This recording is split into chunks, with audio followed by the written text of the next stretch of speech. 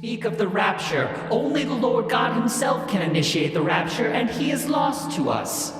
Lost? How very careless of you. Don't worry, sisters. I will seek him out. I was always God's most trusted warrior. And yet he imprisoned you, left you all alone for thousands of years. Why did he do that? Because he is a jealous God. He always inflicts his greatest trials upon those he loves the most. Bondage to my Lord and Master is a privilege. I shall find him. His podcast speaks to me.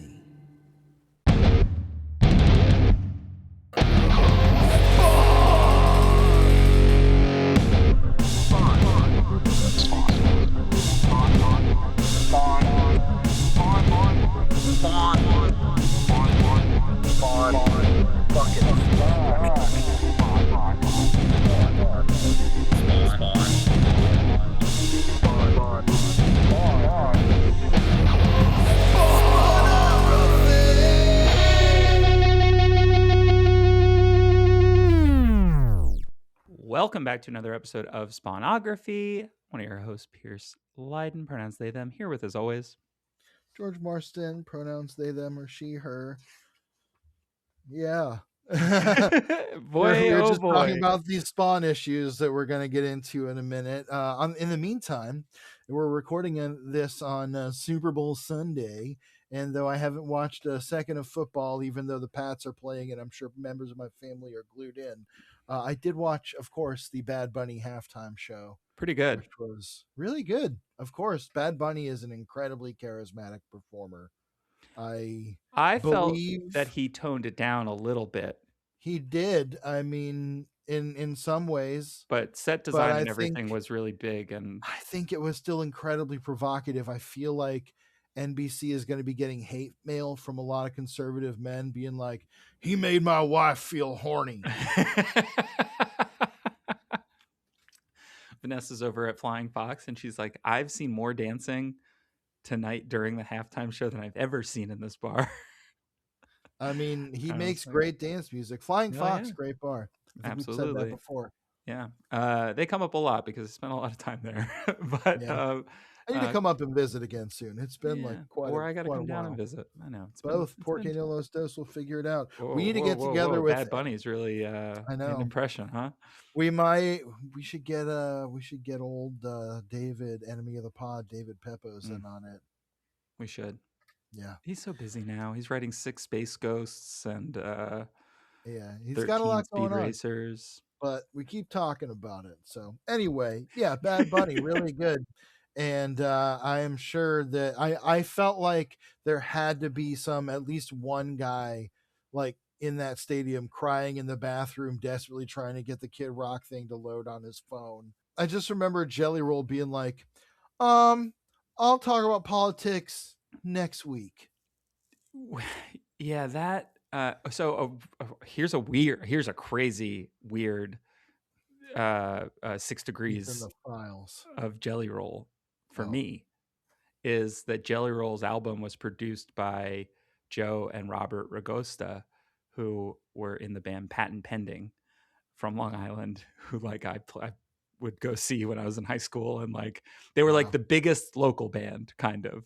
Wow. But they toured a shit ton, and like they are music producers, and they produced that record, so they got Grammys. Well, how the hell about that? Great for them. It's a weird 6 degrees of Jelly Roll. 6 degrees of I wouldn't want to get that close. Well, we are a little bit avoiding talking about this, not as much as we usually do. I'm actually excited to talk about I know. Some well, of this. We talked about this a little bit off mic. I am of two minds about these two issues, and I think that I've said this before, I think I understand that we are in this era that people are not super stoked about. But I think what's interesting is that it's definitely, without Todd's very specific guidance, a book trying to find itself on some level. Hine is clearly like, all right, there is a bunch of stuff, much like Holguin before him, where he's like, there's a bunch of things I could do something with this, right? Like, and the reality is just that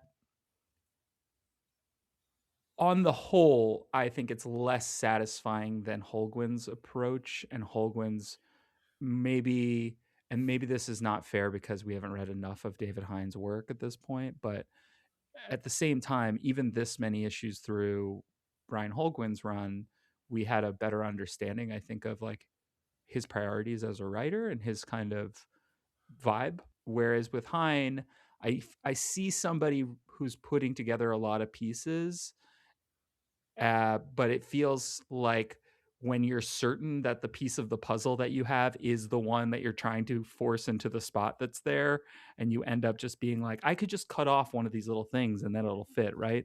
Right. Not saying that he's Well, like excising anything from Spawn's mythology, but he's building it in a weird direction that I don't think there's is some shit fully. that's going on here that is just wow. And that's the thing. That's going to be, I was saying this to you slightly before the pod started, but that's my thesis for this whole thing, at least for the second issue in particular, is I'd rather read a comic that is kind of, I don't want to say bad, but not necessarily like great, but which is taking swings where I'm going like, what? Yeah. Instead of a comic that's just like, yeah, I get it. I see. Yeah, sure. Like, Yeah, there's definitely that aspect to it, which is kind of what I said to you earlier, was like I do not think that these are objectively good comics, but I do think that they are at least surprising. that's And fair. that They're is, kind of midnight movie-ish to me in a way, like very culty, kind of like, I don't know. Y'all will get what I'm saying when we get to it. It has the almost the plot of like a B-list horror movie. Not derogatory, not necessarily positive, but kind of right in the middle. It is kind of what we're saying it is. Like it's, if somebody pitched you this exact story and was like, "Oh yeah, it came out in like 1982. The acting's terrible in it, but it's kind of fun because it's really wild." You'd probably sit down for the 87 minutes that movie is yeah, and exactly. like get stoned and have a great time. And yeah, you'd be like, look at the fucking effects in this. This is great. Exactly. And I mean, these issues start off with like some fucking gnarly stuff. And Very true. they they go from there. And I don't mind the parts of this that are very like EC comics. It's the stuff with like, we'll get back into Kali the Destroyer. We left off with that story in the last issue, and it seemed like it just kind of dropped off a cliff, but it will come back here in this first issue. That stuff feels very paint by numbers to me, whereas the stuff with Wanda and the twins, it gets really bonkers. And we get Zira, as we were quoting in the intro, who I think is kind of a killer character. Like, I think I she's got a thing cool. for the like weird angels, and she I is like I nuts. think that what I'm not connecting, like the part of Hine's work that I'm really bumping up against is the pacing. We are juggling like a number of different things, and we keep being told that it's important that like Spawn stops Armageddon, that Spawn stops the takeover of heaven. Right. But the plot is not very propulsive. We kind of cut back and forth between a few different things, and at no point is there any kind of like urgency in the things that are going on, even in the moments that they're happening. I don't. I think that the stuff with the twins and Wanda really, really makes Wanda a worse character. She's much like the kind of 80s cult slasher films that we kind of referenced a second ago. She's pretty paper thin as a character at this point. I don't love Yeah. that for a book that we've said it before, for a book that doesn't have like many, if any at all, like female characters. I mean, we get Zira. There is that. There is that, and the angels. But well, did the angels even have gender? That's a whole other discussion. I mean, But some of them seem to at least they got pronouns. true. But you know what I'm saying? Like, it feels like we are. It feels like we are hanging out with a totally different character with Wanda at this point. And she's been through some things, and so I can understand. I'm not saying she hasn't like that. She doesn't No, have the but she capacity to does change, become but more of a plot device in a way here yeah. than she's been in a while. I'm hoping that we're moving towards some real kind of closure for them. And I know that Al's on a limited time. He's got limited time left in these issues. But I hope that this kind of is at least tying off some of those threads. And I feel like it has to be on some level. Well, it's also interesting because it felt like Holguin was very much trying to get Wanda and Terry and Cyan out of the book. They move away. They go away, and we don't check in with them for quite a while. And they left the thread. He left the thread dangling, though, of the twins. True. Which, that's something to pick up on. He left the thread dangling with the pacifier with Cyan. That's something that we'll pick up on here. So I think that there is some of that approach here where it's like, okay, well, what can I do to square this circle? What can I do to bring this back, make this part of the story? And I think where he starts getting into that, it's a lot better. There's like the X-Files. There's sort of the two sets of X-Files episodes. There's the Monsters of the Week episodes where they like go investigate a thing. And then there's the so-called myth arc episodes where it like furthers the story of like the aliens and like the intrigue around them and all that stuff. And most X-Files fans like both in equal measure or in different episodes or whatever, but there is that kind of flavor here as well where it's like, okay, the first issue here is kind of Monster of the Week. The second issue is a lot more myth arc, and I think it's more compelling, even though I also think it is kind of fucking wild. And I don't know if it's like hell yeah or if it's just like, oh wow. There is almost did you read any of Chip Zdarsky's Daredevil run? A little bit of it. After Devil's Reign? Oh no. Where it was like the Fist? Oh, maybe. With honestly with Ron Garney on art? Maybe. I think so. It was really fucking good because it was just like every issue was like, oh, they just beat the shit out of US Agent and stole his shield. Elektra discovered that like half the world leaders are mind controlled by hand and just killed the president on TV. And like it's what's Elektra up to these days? She's still Daredevil? No, I mean like in our world, could she like maybe? Oh, well, that's a good question. It would be an interesting thing if there was a person who, like Elektra, was able to do something. Jennifer Garner, where are you now?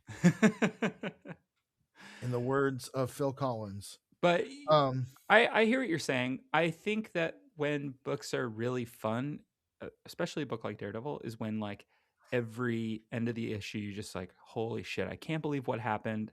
And that makes you so excited for the next thing that's going to happen. That is where I land by the end of these two issues. It's definitely not where I start. I'll tell you this. Sometimes in the Omnibuy, there are like pages in between the start and end of a story. Mm-hmm. So that you have to do the page turn to get the reveal. Yeah. Not on these issues. And so by the end of the second one, I saw the first page of the next one and I was like, oh, fuck yeah. This is fucking insane. And I would rather at least read a book that makes me do that than like kind of a lot of some of the past issues where it's been like, okay, yeah, I get it. And it's not necessarily that interesting. I'd rather be like, I don't get it. And I hope they explain it. Even if I don't like it, I want to know what the answer is. The other thing though, too, I'll say is that like you're saying, like not having that page to like have a break it's almost because it feels like that's how these are written. They kind of feel like they just stream Oh, through. yeah. There's only a vague idea of like, tune in next month for the follow up on Same whatever. Spawn time, same It's Spawn it's very much. It's channel. almost like it almost feels like Hine wrote, you know, I guess these books are 22 pages at the time. This is a 10 issue arc. Feels like he just wrote 220 pages, and like we're just getting what we get, you know? Well, we talked about a little bit before. This is kind of the era of decompression in Yeah. comics, where like that was sort of becoming the norm. Was a 6-issue arc or 2 6-issue arcs back to back, where like the every other issue is kind of a building, and then the next issue is a climax. You know? Do you think though that over the years, and you know, both of us have read tens of thousands of comics at this point. Do you think that the sort of final page reveal come back next month has become a little bit of a lost art because of that? Well, I think it's kind of been escalated to the point where people expect too much from it, Mm, where like it almost seems like these days, like it seems like these days, Marvel and DC won't even publish a story unless the first issue ends with something insane. But no, like people expect that where it's like, oh, the whole status quo is now reset. yeah. Doctor Strange is now the Sorcerer Supreme of Asgard. There's a whole new high concept here.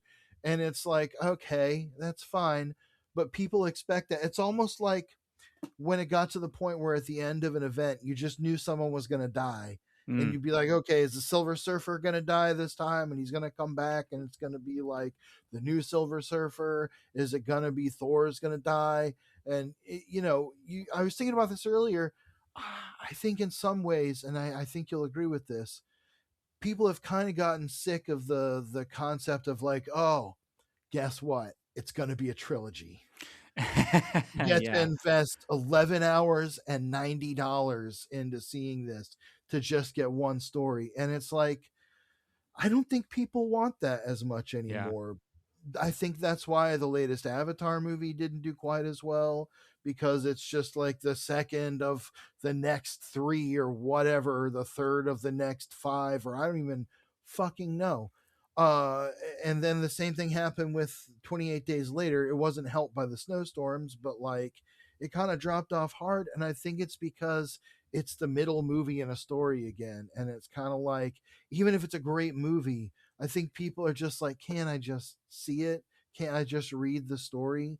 And that's why I think some of the comics that really work so well today have kind of grown back around to like, you know, Ryan North's Fantastic Four, that first long volume of it was kind of like that. You pick up a store issue and you get a story, and parts of it will move forward the bigger plot line and escalate the character development.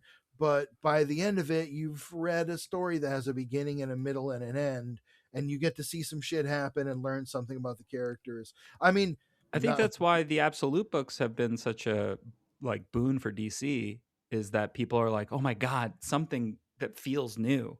And that like and I don't yeah, at I least don't is exactly telling a know where it's story. going. Yeah.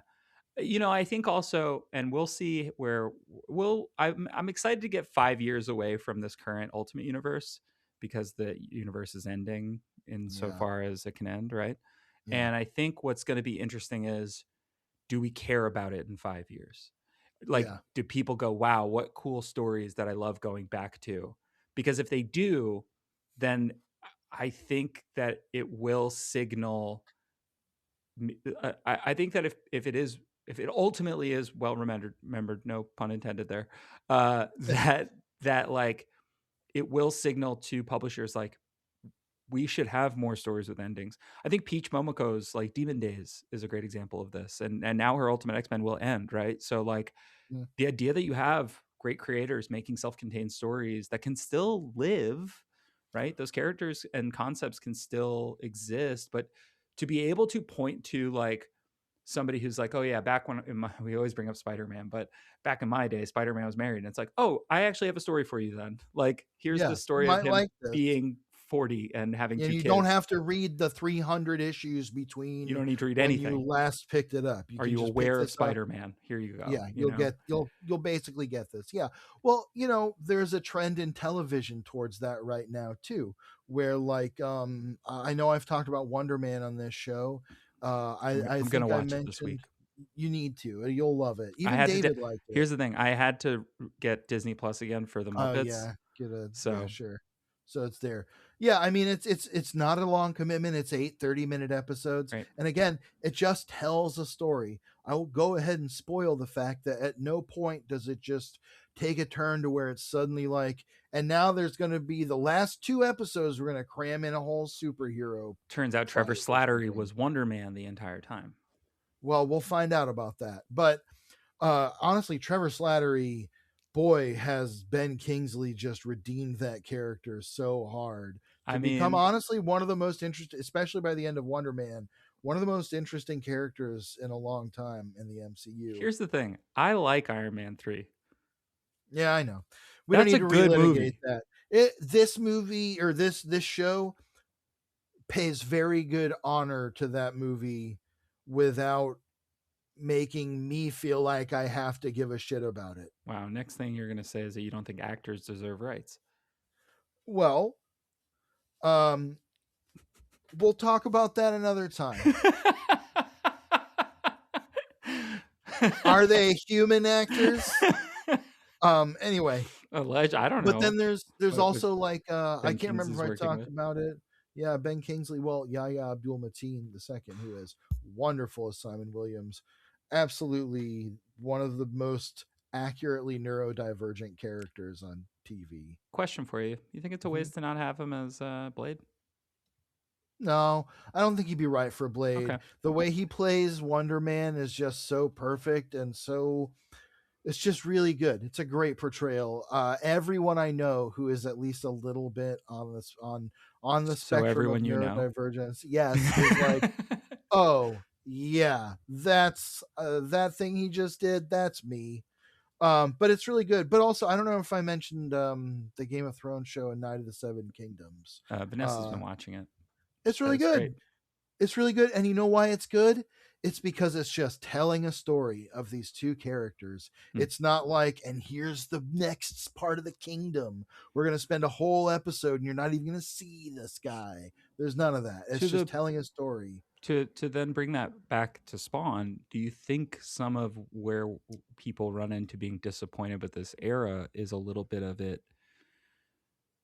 feeling a little bit too like world building, myth building without actually answering any questions about Al? He's got the same, his problems, it's not like Spider-Man's, the old Parker luck, right? Because that's like just kind of a thing about his character. With Al, it's just that he seems to never learn anything. And then, well, I'm going to say, yeah, if you have a problem with Al needing answers or not exactly knowing what's going on. we started this with, you're not going to like, we started this with any of this questions. Yeah. And never have we had an arc called definitive answers. That's exactly right. And so I think that's also part of the beauty of some characters. I think it does get a little exhausting from time to time that you need to see Al level up or figure something out. But that's part of the beauty of the ongoing, the kind of story that's never meant to end, like Spawn, like Spider-Man, like whatever. Even if Peter Parker's story ends, there's always been a new guy on deck or whatever, you know? It's happened enough times with different characters, every character, Spawn included. That like you've got it every so often be like, well, actually that past is more malleable than we kind of thought, because we have to do something that is big enough to compete with that, and part of the way to do that is to flip some aspect of that we know on its head, you know, like, oh, there's Urizen, and Urizen is actually this part of this thing, and that thing's even bigger, and it actually connects back to Malbolgia and all that stuff. And you know, I'm sure I was skimming that in the wrong way, but you get what I'm saying. And so I think that's kind of part of it. I think that where people get lost is if it's just not compelling. And I think that the idea of Spawn as a multitude of souls is mixed bag compelling. There are parts of it that are interesting. The execution maybe not so much. It feels like so yeah, it is a mixed bag, and it feels like it is a pivot that was not part of the uh original like thesis of the character, that Right. is stretch that again, it feels writer's roomy in the sense that it was like, okay, new writer, what do you got? Well, how come Malbolgia couldn't control him? Well, and really we should just get into the we should get into these Yeah, we issues, should. but like, Well, no, it does raise questions let's put about a what pin in we've that, seen because before. Al's going to even talk about that in these two issues, and so we can get into it then. But let me get into the Yeah. let me get into the Hit me with the credits. I just like saying it. All right, I got Spawn number 156. Tom McFarlane Image Comics present. Story by David Hine, pencils by Philip Tan, inks by Danny Miki, Alan Martinez, Ryan Wynn, Crime Lab Studios, lettering by Tom Warzakowski, colors by Brian Haberlin and Andy Troy, cover by Philip Tan. Now, I keep saying that Todd is no longer kind of part of the creative process. He and Brian Haberlin specifically are credited as Spawn editors. So That makes sense. he's not coming up with the stories, but he's at least seeing these scripts in whatever form these scripts are. We know that he likes to work Marvel style, so I Yeah, I'm imagine sure that his he's writers are working that way too. This one is doing kind of dedicated. a This like one a is dedicated, story editor kind of thing. right? But not coming up with the story concept, which is why he's not getting No, that no. story by credit. Right. Dedicated to Terada Katsuya. Are Okay. you familiar? Not offhand. Terada Katsuya, also known as Raku Kinga, CB Cebulski. aka Doodle King, is a manga artist born in the early 60s. Oh, okay, Doodle King. I know that name. Yeah. And he discovered Jean Girard, also known as Mobius, and Katsuhiro Otomo when he was a kid. And the rest is history.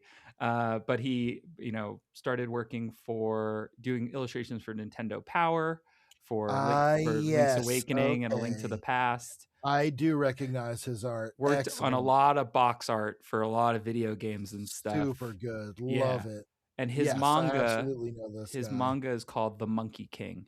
It was translated into Yes. English in 2005 by Dark Horse. So it's pretty right. cool. That's right. But yeah, another cool pull for Todd and the Spawn team to be like, Yeah. hey, we like this, which, cool. Yeah, We love good to see stuff. it. We love to, honestly, if Spawn was the only book that you read, and then you only read books by creators that were mentioned in the like thank yous or You get dedications, some good books. you would read a lot of really great comics. So awesome. This one opens seconds after the last one ended. If you don't remember what happened in the last one, Katie bashed Jakey's brains in with a baseball bat. Yeah, she and beat he's on the laying on brat. the floor. Yeah, she beat on the brat with the baseball bat, and his brains are spilling on the floor. And Wanda comes in, and she's like, "Oh, fuck my lord!" and is like, "Give me the bat." And she's just like, "I just wanted to teach him a lesson, Katie."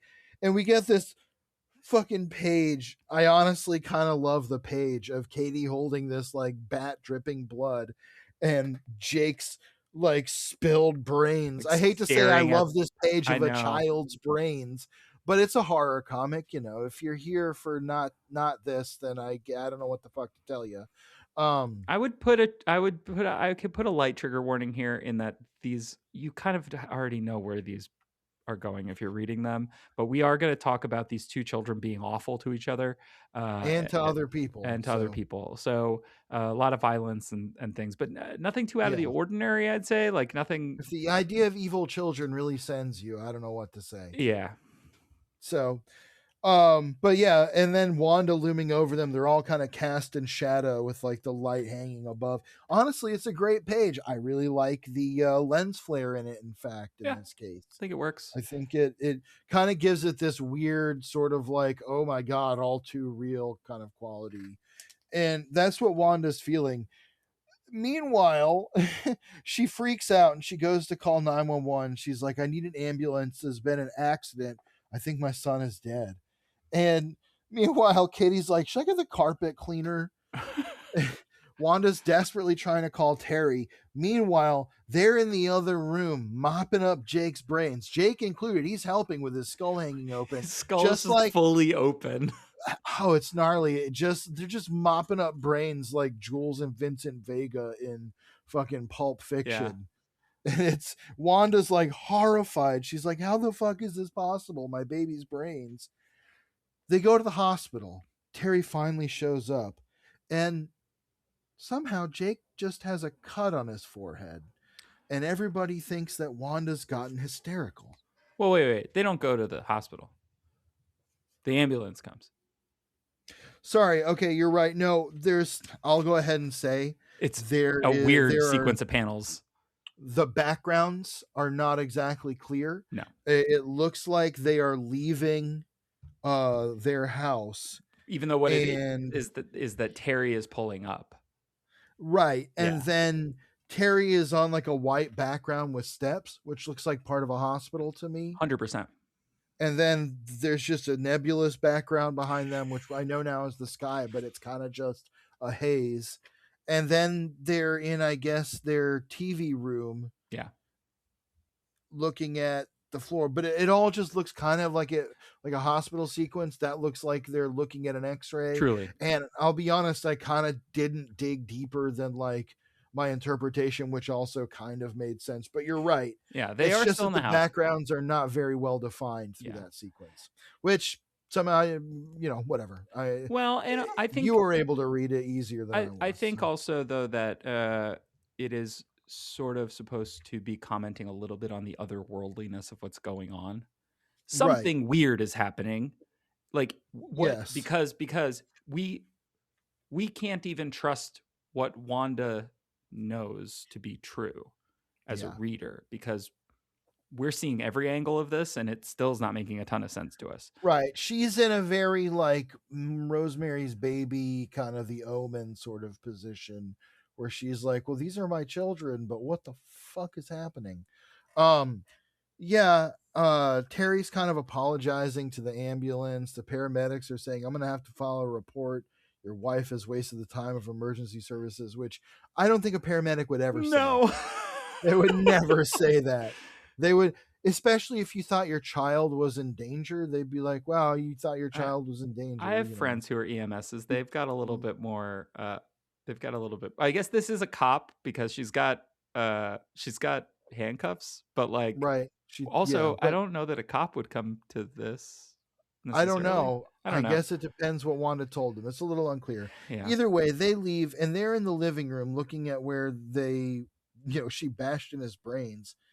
And Terry's saying, I don't see any blood. And Wanda's like, they cleaned it up.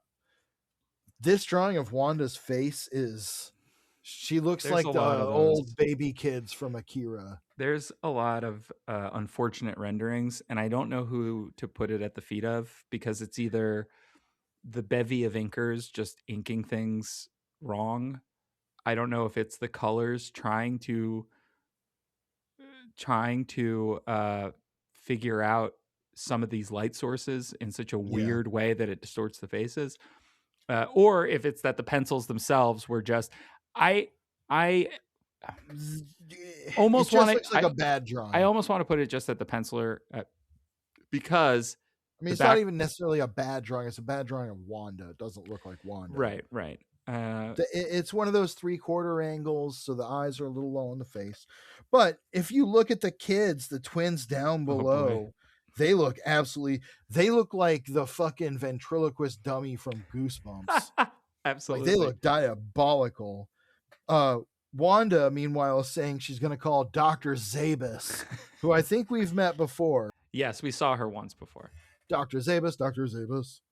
Probably did the same thing then. Um, the kids are just looking absolutely malevolent as Wanda says this. And meanwhile, we cut back to Spawn, who's facing off with Kali. And he's like, "You fed on your last corpse."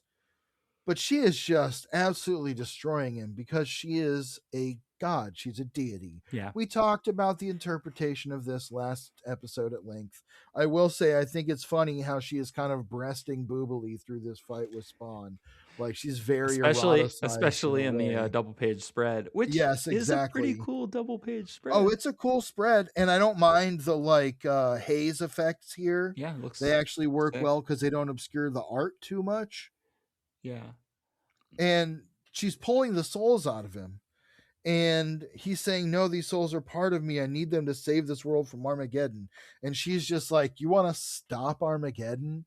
And she just kind of drops him, and she's like, "You pathetic worm, you know that this is just all going to end anyway, and then the world will be at peace, and every human being will be in a better place."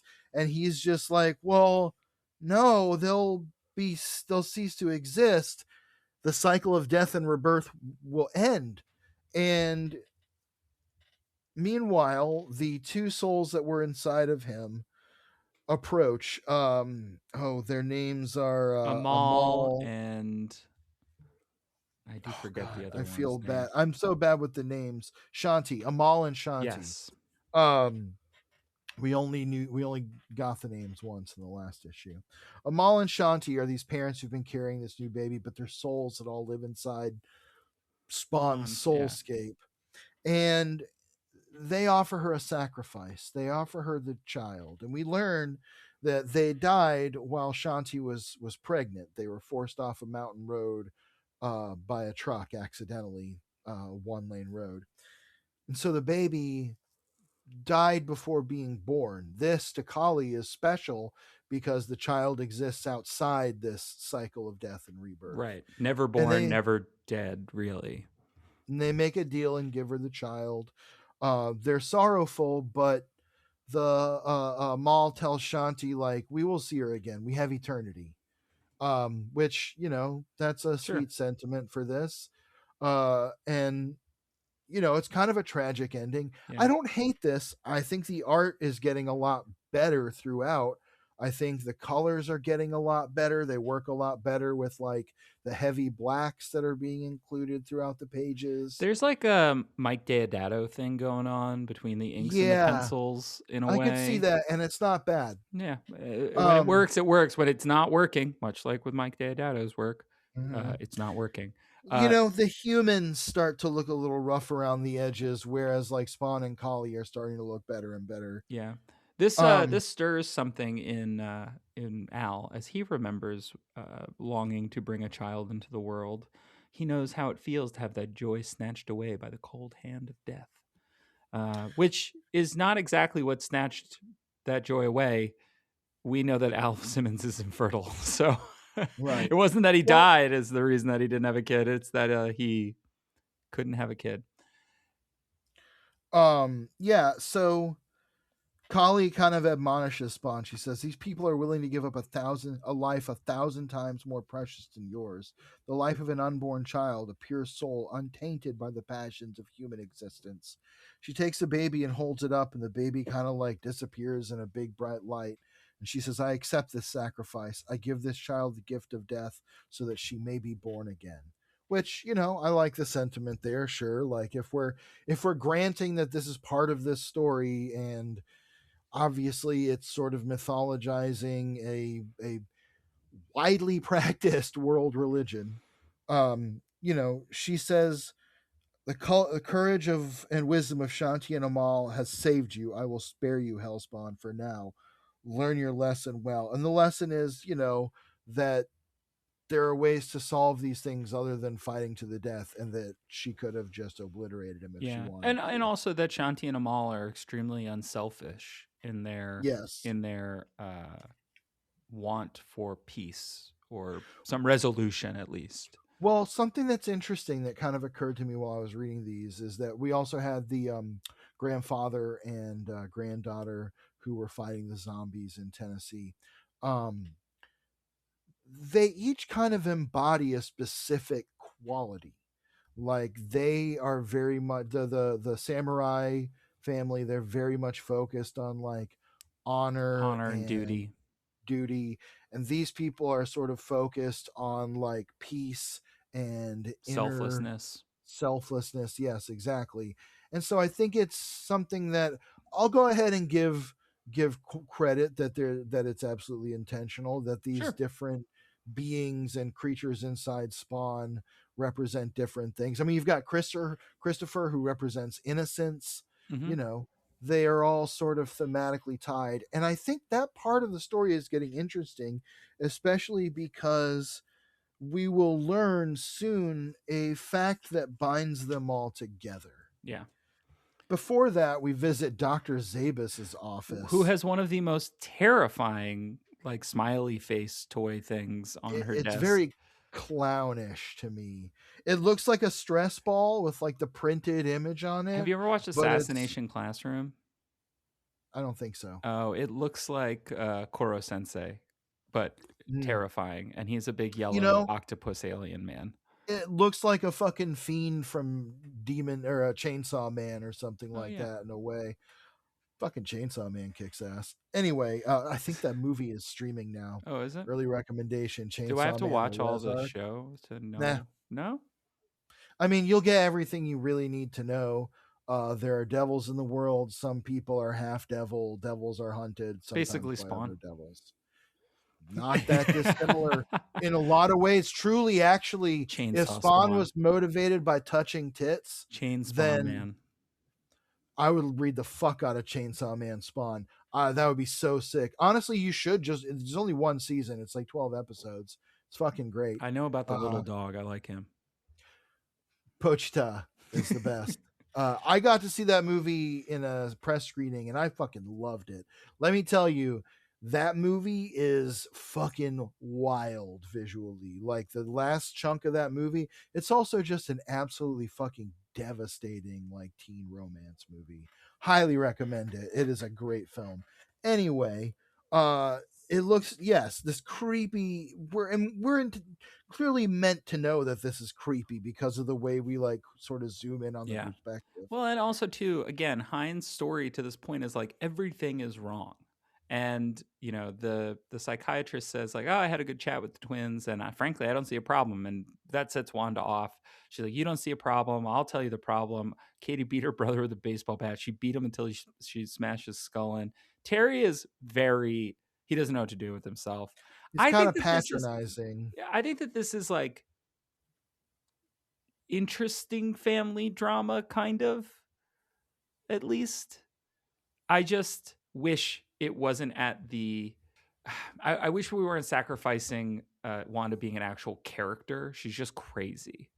And Yeah. we know she's not crazy as the reader, which is like a little bit frustrating. But her own kids are gaslighting her, I mean, that's like in also the true. actual sense of the word, like, and we'll learn a little bit about what Katie and Jakey actually are. And let me tell you, my head was spinning, and I think readers will too.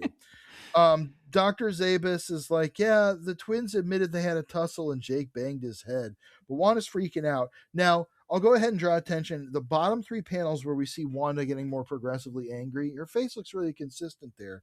Then I noticed the next page where her brows are furrowed, actually pretty consistent with the other drawing of her. I think it's just that her face is a little inconsistent across expressions that are consistent with each other, I which, think I'll give some leeway for that. I think that we have given Philip Tan some credit for giving us some good action scenes, some really interestingly designed characters like the Disciple and Thamuz. I think that he struggles a little bit where he's got to do some acting. I think he's working at it though. I think Sure, it's getting he's putting better. in the effort. It's getting better. I think he just has a hard time at picking the moment, right? Yeah, I could see that. Especially when somebody's like upset and they are yelling or they're, And I think, as you said, the inking being a little inconsistent doesn't necessarily help. I would assume that different pages and sequences are inked by different people. Yeah, it has to be. But you know how it goes.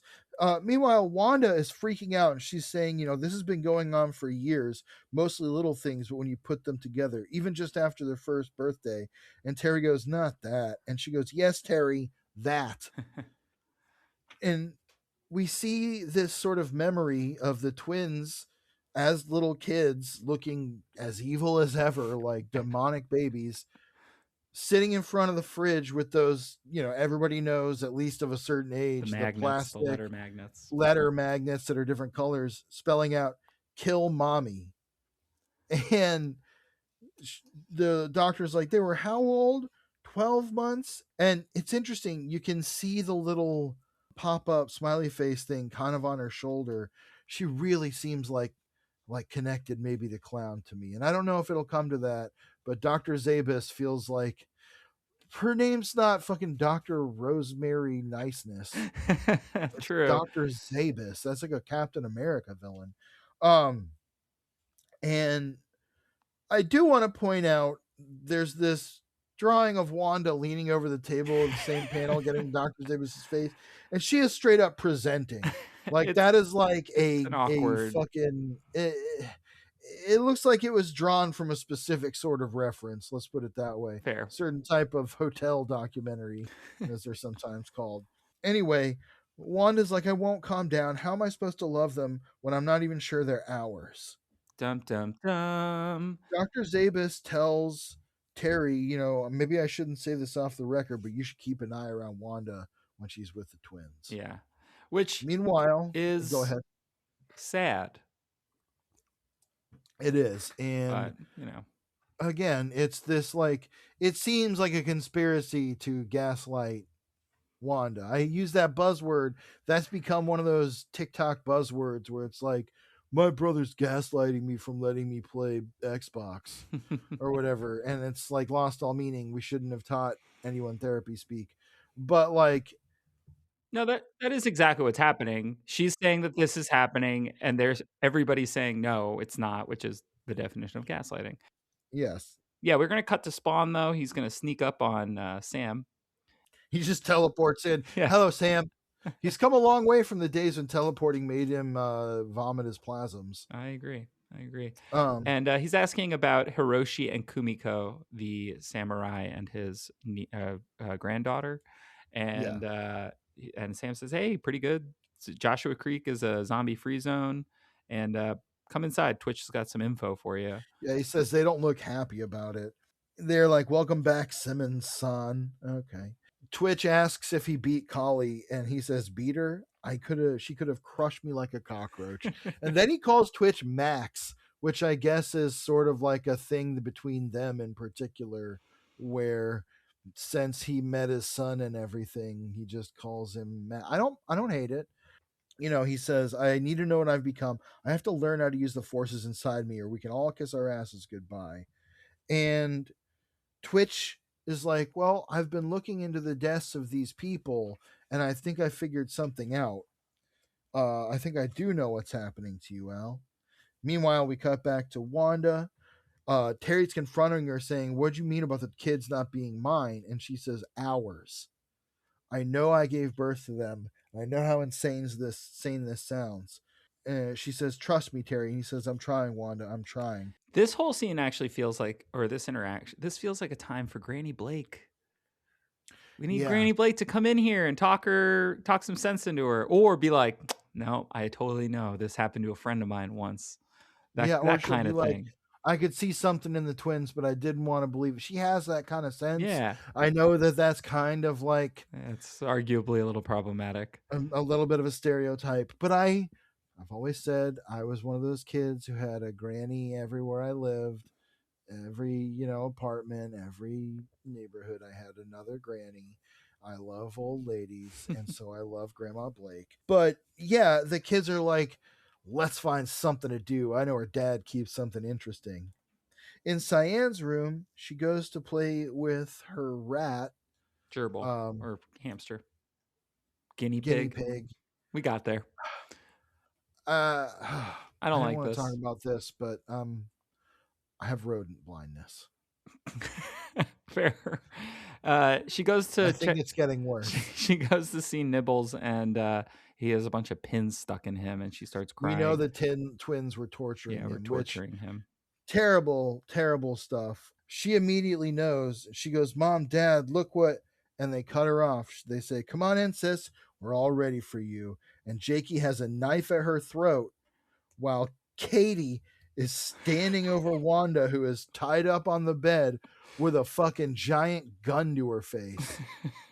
Which, what a sensational image. I mean, it is.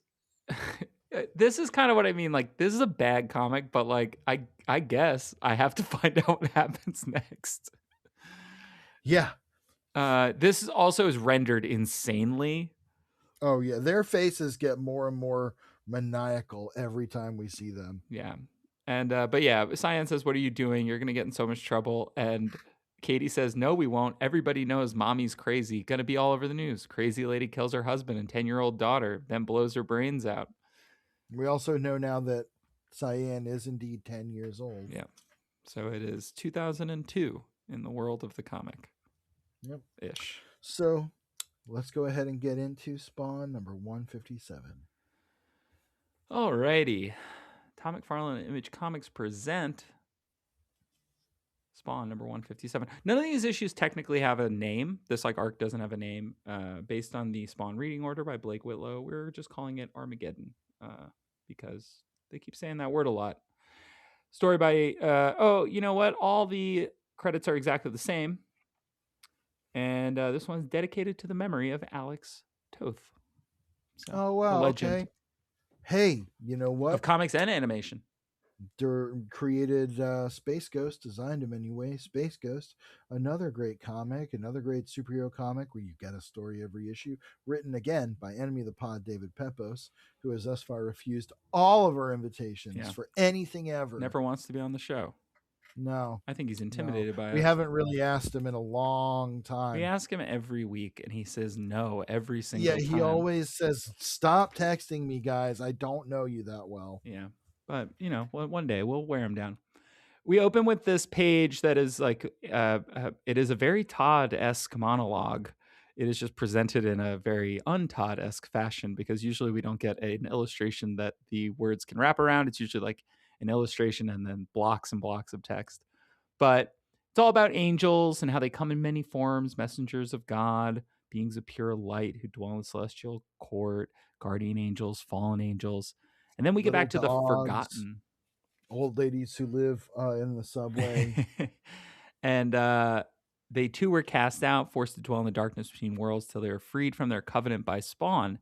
Now, we remember that back from the Tend arc a few issues ago. Now the Forgotten have returned to take back their heritage, and once again, there is war in heaven. And here's where we get back to Zira. Yeah, Zira's back. We cut away from her for at least a whole issue, and I kind of forgot about her. And I to the point where I was like, I opened up this issue and I was like, who the fuck is who is she again? And then somebody says her name, so that's good. I think she's awesome. I'm gonna go ahead and say I think we talked about this. If Angela is the Wolverine of the Spawn universe, where she's just like this lone badass who everybody respects and gives a wide berth because they know what she's capable of, and she's got this kind of wry sarcasm about her because she's seen everything. Zira seems to me like the Sabretooth, where she is just like absolutely in touch with this strange feral nature, and she is reveling in the complete destruction of the Forgotten down to the last angel. I really like her design. She has a very villainous design with she has a very 90s bad girl thing still going on. She feels like a little bit of a relic of that era into sort of the like. Well, I think it's because of her torso.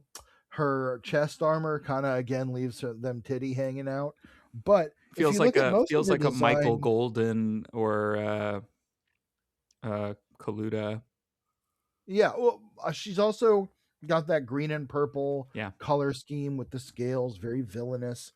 I just think she's awesome, and she's tearing through all these angels, and it's just like such a cool fight scene. They're all corpses are strewn everywhere. It feels like I can't wait to see Spawn fight this angel. Yeah, that's true. She also has a little bit in common with the new Man of Miracles design, because she kind of Mm-hmm. has the facial tattoo type thing, and she's got white hair. Yes, So she that was one does. thing that I kept thinking of. She also, because I think of the green and purple, she keeps reminding me of Marrow. I could see You that, or know, maybe Cersei from Wonder Woman a yeah. little bit. So Um, she's kicking ass. She's taking names. She's killing shit. And the angels that freed her are talking. yeah, the I, 3-in-1, keep the calling Trinity, them the whatever you three want to in call one, them. Yeah, but it's kind of what they are. yeah, and They are a 3-in-1. right. And they're like, "What are you saying? Like you're gonna." How are you going to start the rapture? You can't start the rapture. Only God can start the rapture, and he's gone. We don't know where he is. And she's like, "Don't worry, I'll seek him out." That's the little thing we did in the intro. Yeah, And she's pretty deranged. Yeah, Sabretooth is a good comparison. I do wish though that Angela was still around then. Like I'd I love for know. these two to I just know. get to go back and forth. And That would be awesome to see them fight. Angela should have been able to stay in Spawn, I wish. well, at least she's in You know, Marvel that's how Rivals, it I goes. guess.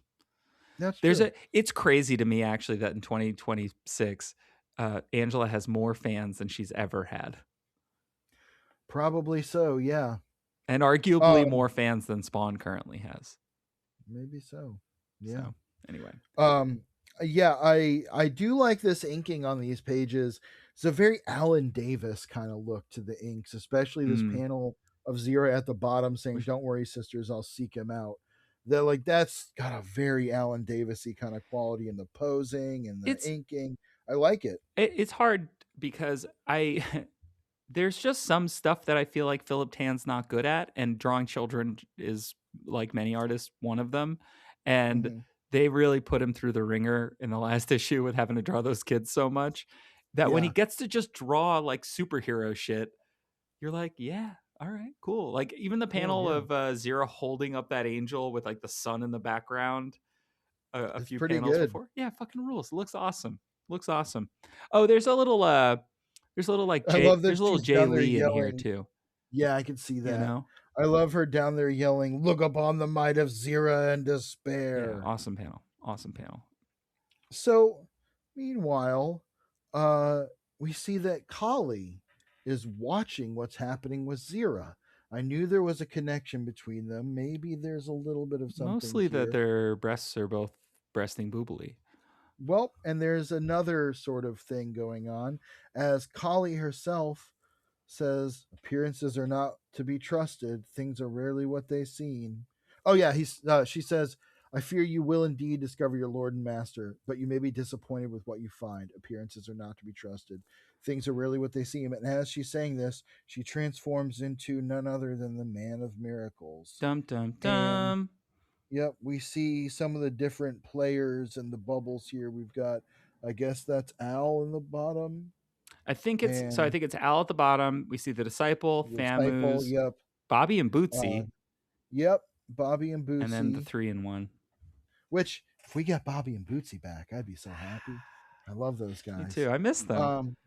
But yeah, the Man of Miracles turns out he was Kali the whole time, and he's saying the truth will out. I think that's a little weird because also it makes me confused. It made me confused for a little bit because of something that will happen with Jakey.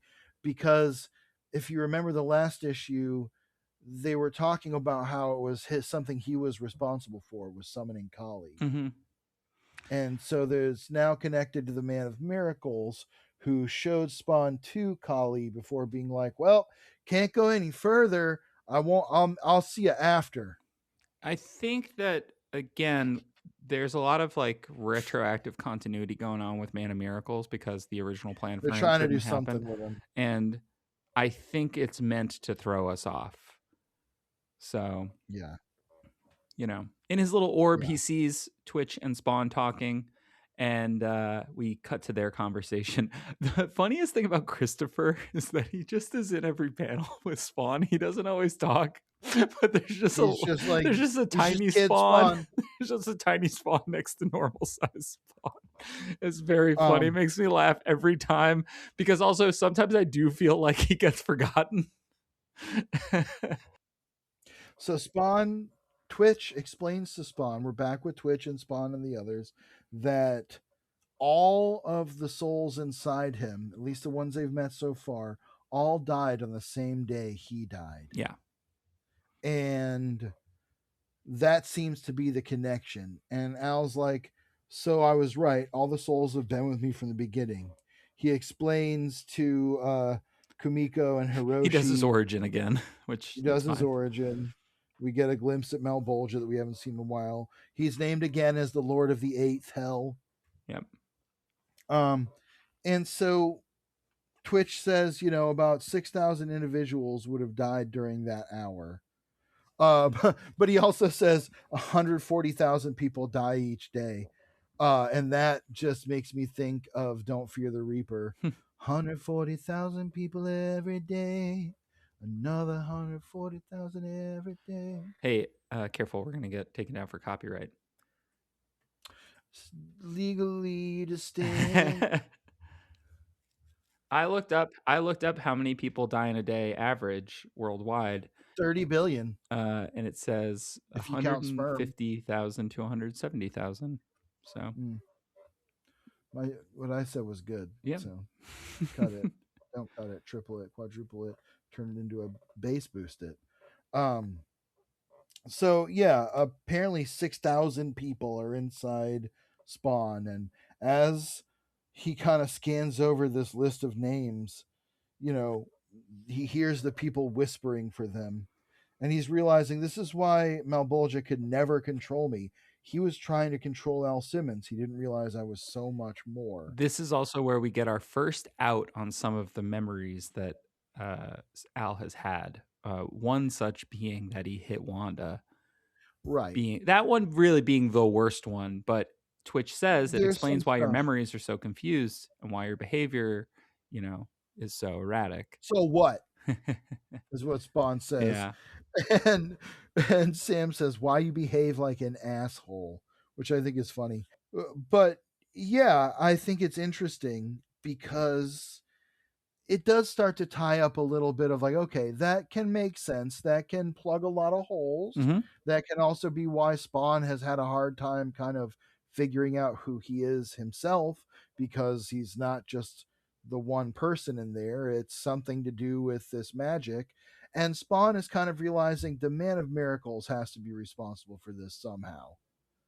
Yeah. That's the only thing that makes sense. Which, sure, if that's the way we want to do it, that the Man of Miracles was able to intervene in that way, then yeah, fine. All right. Yeah. Sure. I'm fine with that. And here's where the Man of Miracles machinations, not to be overly alliterative, but start to kind of come into focus. Spawn says, Man of Miracles did this. It had to be him, but why? And Twitch says, I assume to enable you to do exactly what you're doing, to go up against heaven and hell to prevent Armageddon. And we can see the Man of Miracles is watching. He says, not quite, Max. I have no intention of preventing Armageddon. It's far too late for that. For thousands of years, mankind has followed its chaotic path, building cities, fighting wars, creating with one hand, destroying with the other, in the belief that all futures were possible. And yet in every culture, there is a myth of the end of times, the final destruction of the human race. Somewhere in every human consciousness, there is an awareness that all things must end. This reads like Elon Musk posting through it. It also reads like the beginning of an ending. Yes. Given what we know, and given what we know, that is good timing, I suppose. He's sort of walking, as he's saying this, he's sort of walking down this like cliff, this cosmic path to nowhere, almost like Vormir in Avengers Infinity War, where he just comes to this edge of this cliff over infinity, and he says, one more step and it'll be done. And he takes the step off into space, and he says, and a child shall lead them. We get a glimpse of Cyan begging, please don't do this, Yeah. as Jakey has a knife to her throat. Notably And then with we the cut back to their pacifier in house. the frame as well. These kids are acting like fucking Juliette Lewis and Woody Harrelson in Natural Born Killers. Katie is Well, standing on her they're mother. kind of unnatural born killers. Yeah, wow. They kind of are. She's standing over Wanda going, open wide, mommy, or I'll break your teeth, shoving the gun in her face. And she says, how does it taste, mommy? You know what? It tastes like blood. Cold blood. And she's begging, what are you? And they say, we're your children. And she says, no, you're not. I don't know what you are. You don't know what you are. And Katie says, we should kill them now. And Jake says, Cyan first. We see Terry's also tied up in there. And Wanda's begging, please let Cyan go. She hasn't done anything to you. And Katie says, you haven't done anything to us either. That's not the point. This is And where Wanda says, as a reader, I'm like, what are we doing? Page yeah, I real was like, estate what? is This is being where I was like, used for what is this. happening? I was like, what is happening? These kids are breaking off. But in a way, I'm glad that they didn't draw this out. This being like a chunk of this book is better than it being 2 pages in the next 6 issues. Yeah, that's true. Cyan starts struggling. She pushes Jakey back. He punches her. And as Katie's standing over her with the gun, Cyan holds up the pacifier and says, come here now. And Spawn immediately is summoned. He says, Cyan, Wanda, and he calls all the other Spawn to him. And he says, Max, Sam, if I don't come back, I want you to know you've been good friends. The best. Good luck. Which, at this point, I like that they're just chums. Like yeah, me too. I do kind like of part that. of the game. Spawn has needed He that finally trusts camaraderie. them. Bobby and Bootsy were so important for that. Yeah. Speaking of which, and the other night people. And Sam and Twitch have slotted into that role in a way that I think is much appreciated. Yeah. I really like this next page between Sam and Twitch too. So like Sam's like, so that's it. If he doesn't come back, what do we do? And Twitch says, well, if he doesn't come back, then it's over. I'm going home, Sam. If the world is going to end, then I want to be with my family. You want to come? I'd like you to be with us. Sam says no. And Twitch goes, goodbye, Sam, and shakes his hand. And Sam looks at his hand and says, after he leaves, and says, he shook my hand. He never shakes my hand. Adding some finality to this moment. What a great moment between them too. Just great like little page. Twitch being like, look, you're my family. You can come. And Sam being like, I'm going to wait here for Spawn just in case.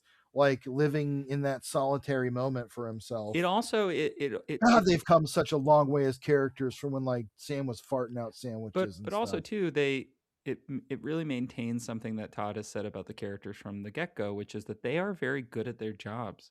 Sam is very duty bound. Like, yes, he was oafish and goofy when we first met him, but he's stalwart. Yeah, and he's very much.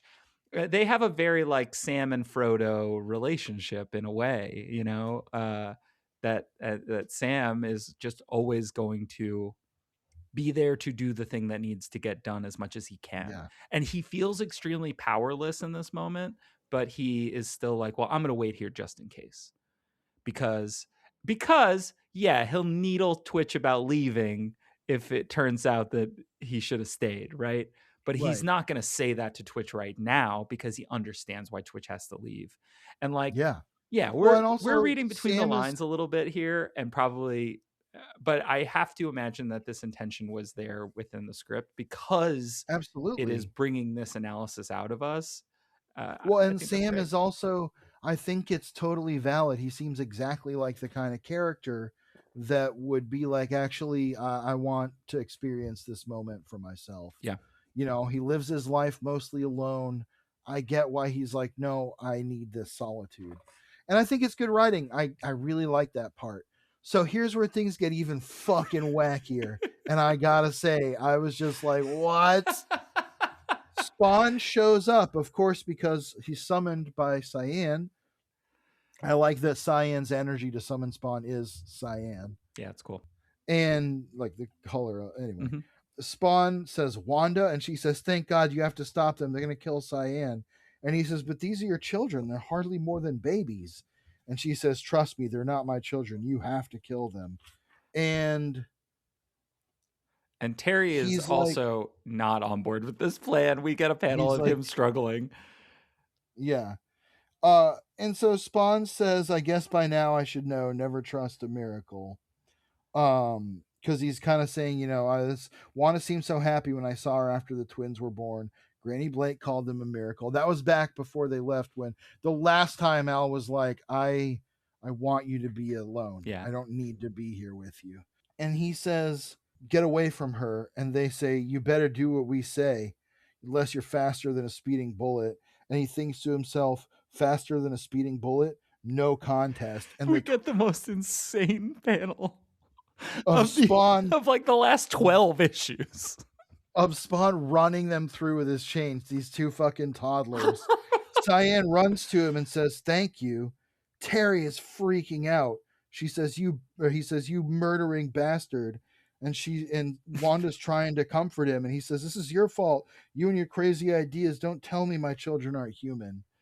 There was no need for this. They wouldn't have killed us. They're just kids. And this is when shit gets wild even more, because the next thing that happens is Katie's like, don't worry, Daddy, we're not dead. Mommy's right. I don't know what we are, but we're definitely not regular kids. And Jakey says, nope, we're special. Then Aquaman the movie style, as they're having a conversation, it's interrupted by an explosion. Who should burst through the McFreakin wall but none other than Zira? And Jakey says, another one? Who are you? And she says, don't you recognize me? And then she kneels and says, I am your faithful servant, Zira. And Katie says, Jake, who is she? And Jake says, Zira. Yes, I remember now.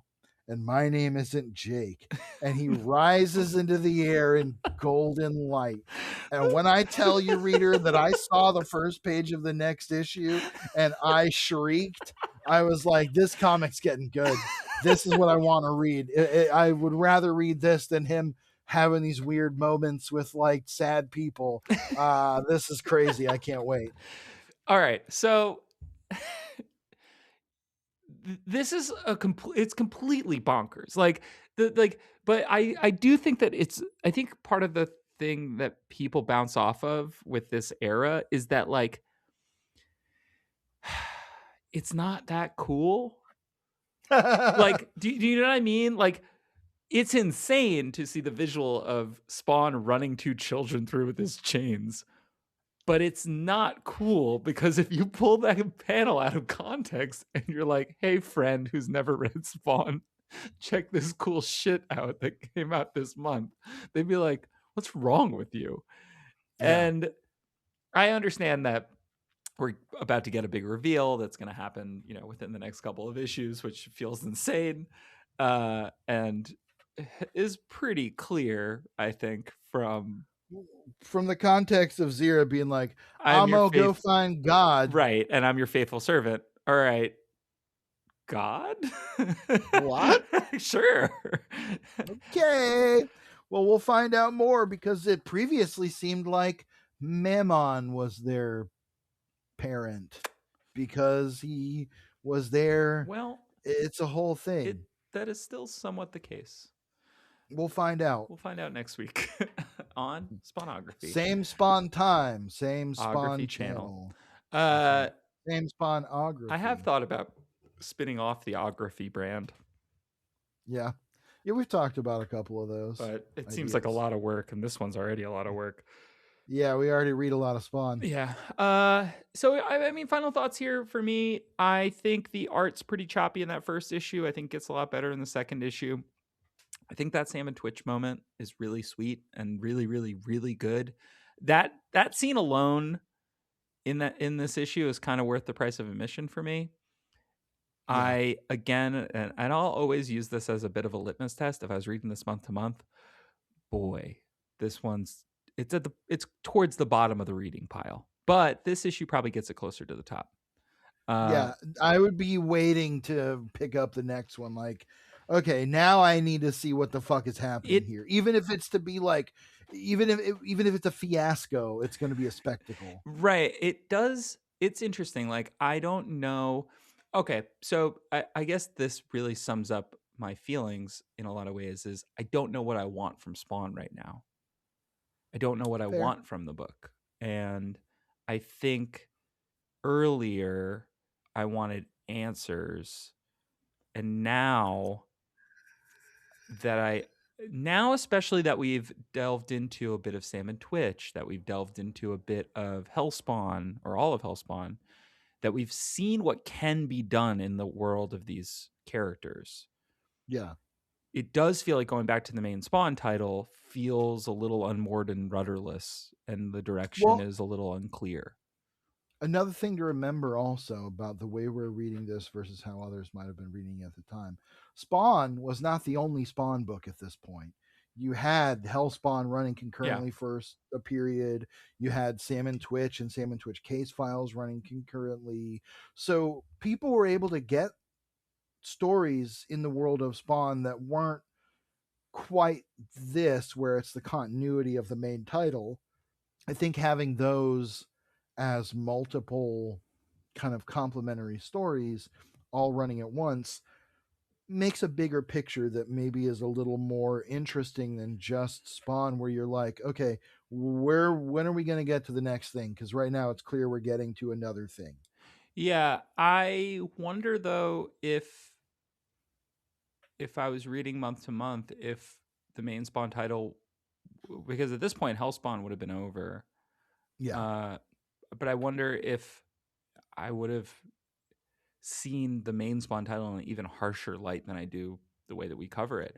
If I know for 16 weeks or so, however long Hellspawn was, right, that like, or 16 months, like that I'm getting this really cool book that feels like it's like pushing boundaries and sort of like pushing the limits of what a Spawn title can be, and then I go back and I'm like, all right, demon children, I guess, or Well, I think that's why Hellspawn existed and why throughout, a lot of Spawn's history, Todd, and by his own admission and discussion, has what was trying to branch out and show new things and do things a little different and to offer people a version of Spawn that they would like, or be able to find a version of Spawn they like, no matter how they had matured alongside Spawn or whether they were just getting into it.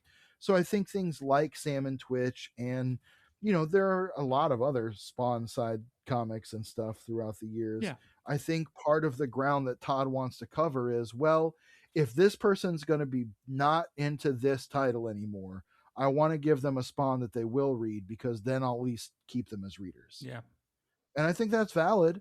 And I think that there is some momentum to me in this last chunk of that last issue, especially, where it's like, okay, well, this does the thing I always say is what makes me want to like a comic best, is it makes me want to read what the fuck is happening in the next issue. yeah. This I want to see literally what the fuck is happening. And so, like, I have a lot of patience to get there. I also feel like I know the Jim Downing era is controversial. I'm ready for a Spawn that's maybe getting a fresh start, a character that's going to maybe at least get a chance to take things in a different direction. I think I'll maybe be a little frustrated if he's just having the same experience as Spawn, like, who am I, what am I doing, or whatever. But if it's a character with a different personality and a different sort of reason to be, then I am interested to see where it goes. Even if it's bad, I'm interested to see the swing. And that's kind of what I like here, is that it's taking some kind of a swing. Well, and the last couple issues we covered ended with a swing. So that was a baseball bat joke. Yep, I Uh, did not. the thing I think is a little bit frustrating for me at this point is obviously if you're reading this month to month, you have no idea that Jim Downing is coming. But similar to our lead up to 150, where I was like, what are we going to do in the big anniversary issue? I'm still not really seeing the vision for getting to Jim Downing. Yeah, I mean, we'll see. I kind of understand how they're setting it up in a way. I kind of Like, do, but you can kind of Spawn has all these souls in right. him. We've got a mechanism where now it can be like, well, another soul is going to pilot the body or whatever it may be. And I'm sure we'll learn that one of the reasons that he turned into Jim Downing in the early Yeah, and issues like of Spawn Spawn when he was 2 or trying to 3. turn human is because he was turning into a different human whose soul is inside him. You Right. know what I mean? And this is just me assuming based on what's happening in the story that that is how they're going to square the circle, that is how they're going to make that happen. And it's honestly, it's a fine explanation. It's fine, Sure. it's totally fine, worked for me just fine. And we'll find out the particulars and what I'm right and wrong about. But I think my final thought on this is I'm glad they're doing something by the end of these 2 issues that makes me want to see what's happening and want to find the answers to what the fuck is going on. It's a refrain. What the fuck is happening? And I'd rather have a book have me going, what the fuck is happening because the story is escalating in a crazy way than what the fuck is happening because it's boring or hard to read or unclear. So Yeah, my main final thought is that I very much hope that this book lands somewhere soon that helps me understand the larger cosmology of what this world is supposed to be. right.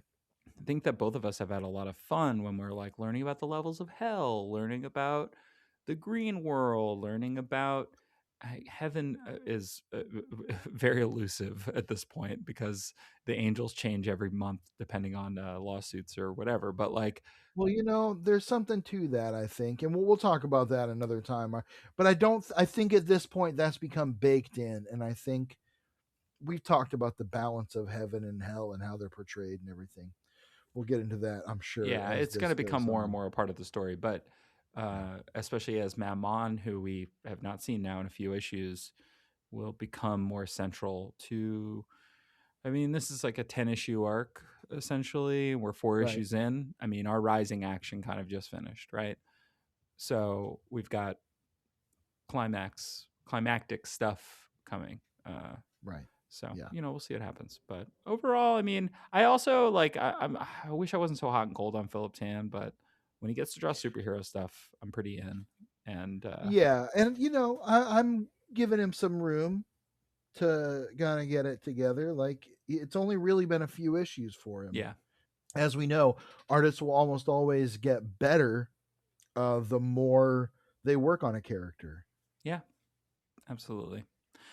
Well, I think that's it for these 2 issues, unless you have anything else to add. But No, I think we covered it. before we go, do you have any recommendations for our listeners this week? Let's see. Okay, there is a band from Quebec called Angine de Poitrine, which is ANGINEDEPOI. I'll put it in the notes of the episode. You don't have to spell it. Angine de Poitrine. They are a fucking crazy math rock duo from Quebec who are kind of one of those anonymous bands, but instead of being all edgy like Sleep Token or whatever, they're just these weird fucking crazy alien people in like these bonkers polka dot I costumes with saw sick this. I saw a guitarists. video of this. It's Yeah, well awesome. they just did a KEXP That's why I live saw it. session Yeah, it's and everybody is it's talking so about it. cool. I'll give another brief recommendation also for a slightly lesser known thing that I saw. I'll recommend another band, Warlock Corpse. Warlock Corpse is a dungeon synth duo from Kazakhstan, Okay. and they are awesome. Hell yeah. I don't know what they're saying, so if they have some weird Kazakhstan politics, whatever, I don't know. Please let me know. But yeah, they're like weird, like black metal synth shit. It's really fun. Cool. I have a comic book recommendation. I think it's new this week, or maybe it was last week. I guess by the time you hear this, it won't be new at all. It's Night City #1 from Dark Horse Comics by Matt Kindt with Mm. art by David Lapham. Oh yeah, Colors by Matt Kindt as well. wow, Very, very cool. I'll have to check if that you out 'cause I dig, love David Lapham. if you dig the Sentry and those kind of early Sentry appearances, it is definitely a meta. It is a kind of somewhat meta superhero story about a hero named the Knight, and he is realizing that he's in these constant battles against his foe Zero, but something is different, and he goes to sleep and he wakes up and he's like, man, I just had the craziest dream. I was a superhero. And then he goes to I sleep. hate this. I'm mad at this. And he goes to sleep and he wakes up and he's a superhero again. He's like, I had the craziest dream. I was a normal guy that worked in an office. And it's that kind of thing. They stole this from me. It's they did. It's really cool. I've loved David Lapham's art for such a long time. Oh, he's one of my favorites. One of my absolute favorites. If you've never read Stray Bullets or Young Liars, my personal fave of his.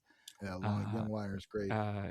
You absolutely must. So another recommendation: read all of David Lapham's comics. They rule. Also, his Terror Inc. is fucking awesome. Terror Inc., one of the coolest Marvel characters. Warriors of Plasm with Jim Shooter. Yep. And Matt Kindt makes real weird, cool, puzzly, very psychedelic kind of comics. I mean, his colors, he does like this watercolor thing, and his colors over Lapham, which is just really, I've never seen him colored this way, I don't think. And it's just really, really wonderful. I think usually his wife colors him, Maria Lapham. But anyway. Yes. Night City #1, really, really fucking cool. Honestly, these two guys, I wish they would do a Spawn book. I think it would be cool. I think it would be like very, very sick. I wish David Lapham would just do a Sam and Twitch book, personally. That would be so fucking good. Just give me 5 issues of that. And Todd, maybe get the rights to Terror Inc. from Marvel, because they're not going to do anything with him. Throw him in a Spawn book. He would be great in a Spawn book. Or just take that idea. I think it would be fine. Yeah. Anyway, that's my recommendation. Thank you all for listening. Next week, we'll have a few more issues of Spawn for you. 2 more, to be exact. We're going to find out the mystery of Jakey and Katie. We're going to figure out what Man of Miracles is up to, his machinations. And we'll get a little bit closer to understanding this whole thing. But thank you all for listening. Please rate, review, subscribe, all the places that you normally listen to your podcast. We really appreciate it. Tell a friend if they like comics or Spawn or Herbie having rights. George, before we go, for Todd's Love of the World, Herbie shouldn't have rights. No. We can't do this again. Do it again. I promise I'll be good. For Todd's Love of the World. He gave his only begotten Spawn. See you later, Hellspawn.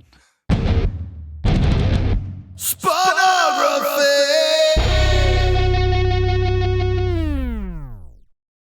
Spawnography is recorded in Athens, Georgia, and Queens, New York. It's produced by me, Pierce Lyden. Our theme music and logo were composed by George Marston. Episodes come out every Monday on Spotify, Apple Podcasts, YouTube, and wherever you get your podcasts. If you like the show, please rate, review, subscribe. You can find us on social media at Spawnography or at SpawnographyPod. If you'd like to reach out to us directly, you can do so at spawnographypod@gmail.com. Thanks for listening, and until next time, see you later, Hellspawn.